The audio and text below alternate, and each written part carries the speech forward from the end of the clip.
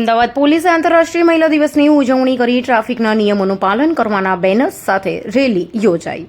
અમદાવાદ શહેર પોલીસે મહિલા દિવસની ઉજવણી કરી હતી, જેમાં મહિલા પોલીસ કર્મીઓ દ્વારા એક બાઇક રેલીનું પણ આયોજન કરવામાં આવ્યું હતું।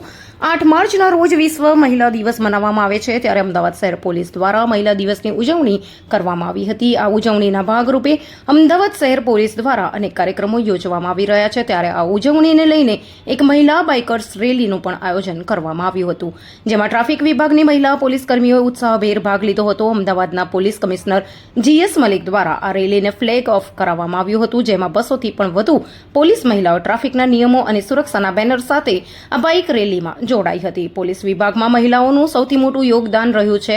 આજે મહિલાઓ સેવા, સુરક્ષા અને શાંતિના ભાગરૂપે લોકોની રક્ષા અને સલામતી માટે પોલીસ વિભાગમાં કાર્યરત જોવા મળી રહી છે અને પુરુષો સાથે કદમથી કદમ મિલાવી સહભાગી થતા જોવા મળી રહી છે। આ પ્રસંગે શહેરના ADCP, ACP, DCP, PI સહિત પોલીસ વિભાગના કર્મીઓ ઉપસ્થિત રહ્યા હતા।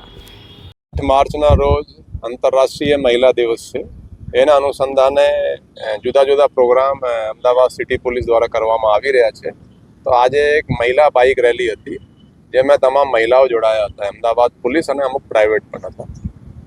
બધાએ હેલ્મેટ પહેર્યો હતો, સાથે જે બે રાઇડર સાથે જે પ્લેન રાઇડર છે એને પણ હેલ્મેટ પહેર્યા હતા અને જુદા જુદા સ્લોગનો એની સાથે લેતા હતા કે બધા ટ્રાફિકના નિયમોનું પાલન કરવાનું, હેલ્મેટ પહેરવાનું, સીટ બેલ્ટ નાખવાનું, એટલા જુદા જુદા આ બધા બેનર્સ પણ હતા।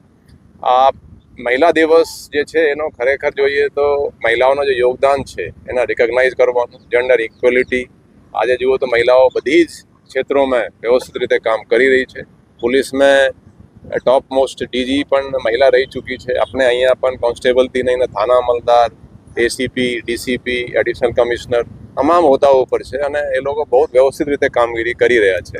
ઇનફેક્ટ પોલીસ સ્ટેશનમાં અમુક વખતે તો એની સિન્સિયરિટી જેન્ટ્સ કરતાં કદાચ એ વધારે સિન્સિયર મને એવું એસેસમેન્ટ ક્યારેક થાય છે અમુક મહિલાઓનો, તો એટલે કામગીરી બહુ વ્યવસ્થિત છે અને આંતરરાષ્ટ્રીય મહિલા દિવસ પર હું તમામ લોકોને શુભેચ્છા પણ પાઠવું છું। સર, અમદાવાદ શહેરમાં ગુનાનું પ્રમાણ ઘટી રહ્યું છે, ખાસ મહિલાઓની વાત કરવામાં આવે તો અને જે કેસો છે તેમાં કન્વિક્શન રેટ ઓછો છે, તેને વધારવા માટે કયા પ્રકારના પ્રયત્નો? નહીં, ક્રાઇમ તો અમદાવાદમાં આંકડા જોઈએ તો ધીરે ધીરે ઓછું થઈ રહ્યું છે।